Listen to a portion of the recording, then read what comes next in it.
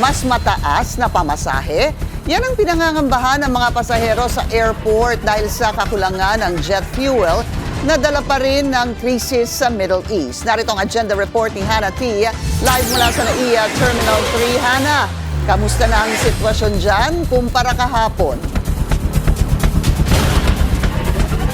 Pinky, nananatiling normal ang sitwasyon dito sa NAIA Terminal 3. Pagdating naman sa fuel supply, sinabi ng Cebu Pacific na hanggang sa katapusan ng Abril ang kanilang sapat na jet fuel ayon sa isa nitong pahayag at sinisikap daw nilang makakuha ng fuel supply by May and beyond. Sa araw-araw na kumbaga babiyahe papuntang trabaho, kailangan talaga ng fuel. Mahihirapan talaga.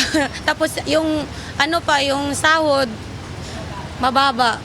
Ito ang hinaing ni Mary Joy sa gitna ng krisis sa langis. Mula Cebu, nag-ayos siya ng papeles ng kanyang kapatid para sa trabaho at nakatakda silang magbalik probinsya ngayong araw.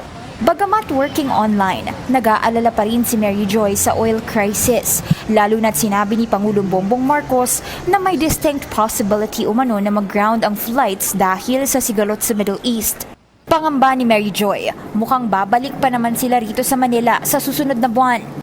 Kawawa yung mga tao na uuwi ng province, mga ganon, tapos yung walang flight, so anong gagawin natin pag ganon, di ba? Ang group of friends naman ni Jemima nakatakdang magbakasyon for a few days sa Cebu. Hiling niya sa gobyerno maging sustainable sana ang kanilang mga aksyon para maibsan ang dagok sa pamasahe at iba pang travel fees, lalo na't mga Gen Z pa lang daw sila. They should need to look into other ways pa po na hindi po siya agad-agad itataas po yung price. Katulad po sa amin, hindi pa kami ganun ka-capable dun sa pagtaas po ng mga prices. Parang feeling ko medyo nag-hesitate na rin po na mag-book po ng mga flights. Kasi yun nga po, baka din po tumaas po yung pamasahe. Medyo out of the budget na rin po. May kapatid daw siyang Singapore-based at sa gitna ng krisis, may agam-agam na raw itong umuwi. Kung si Senate Tourism Committee Chair J.V. Ejercito ang tatanungin, dapat may agarang aksyon din ang Department of Tourism dito. Kailangan, halimbawa, ang DOT natin mag-provide ng, mag-isip ng mga alternative livelihood para doon sa mga those workers that are connected with the tourism sector. No, marami-rami rin 'yon. Kundi kami 5 to 6 million, no, ang directly or indirectly connected to tourism. Paniniguro naman ng Philippine Airlines, may sapat silang fuel supply para sa kanilang scheduled operations, kabilang ang long-haul flights. Bagamat hindi binanggit ng PAL kung hanggang kailan ang stock, anila, this is for the foreseeable future. Patuloy daw silang tumututok sa regional at global developments ngayon na nakakaapekto sa supply at presyo ng jet fuel. Tuloy-tuloy lang daw ang pakikipag-ugnayan nila sa fuel suppliers at kanilang partners at stakeholders para masiguro ang stable na operasyon over the longer term. Naglabas na rin ng advisory ang Cebu Pacific sa kanilang temporary flight cancellations at frequency cuts mula April hanggang October 2026. Ilan sa affected routes ay Davao to Bangkok, Iloilo to Bangkok, Iloilo to Singapore at Clark to Hanoi na pansamantalang isususpinde habang less frequent flights naman ang pa-Singapore, Jakarta, Kuala Lumpur, Melbourne at Sydney. Ang mga apektadong pasahero ay maaaring mag-rebook o magpa-refund ayon sa airline.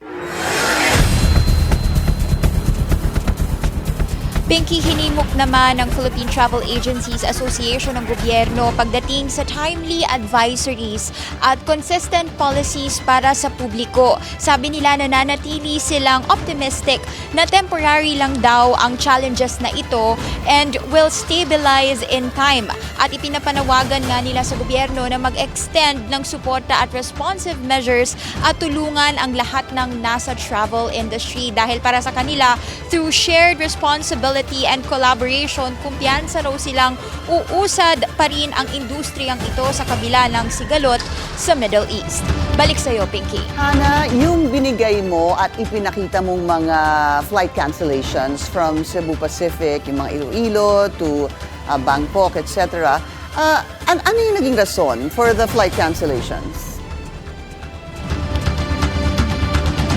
Pinky, ayon sa Cebu Pacific, yan ay para sa kanilang temporary adjustments dulot nga nitong sigalot sa Middle East. Although sa ating huling monitoring, sinabi naman ng SEBPAC na meron pa silang enough fuel supply hanggang sa katapusan ng Abril, pero in advance ay ginawa na nila ito bago pa inanunsyo ni Pangulong Bongbong Marcos itong ang posibilidad na mag-ground or grounded itong flight operations dito sa bansa.